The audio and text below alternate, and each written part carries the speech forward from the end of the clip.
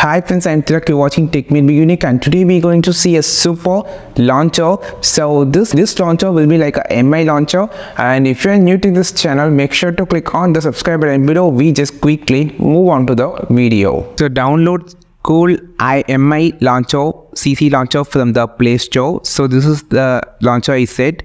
So it's actually simple and also minimal. So you can find all apps on the by swiping up, and also you can just have a shortcut for by alphabets. You can have a 3 option on the top to hide the apps, and you can just change the drawer style, and also have a sorting and add folder option. So here you can find the app drawer settings, and you can easily find all application by using the alphabet style on the sidewise. So it's smooth and also simple and minimal.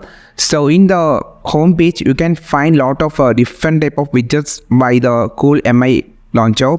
So you can just place the widget on you can find all the widget here, weather widget like that, and also have a different analog themed clock here. So you can just long press it, you can just add a more like a battery percentage. You have a lot of different type of unique widgets for this application like this launcher, and also they have provided a lot of launch widgets, and also the theme store has been here.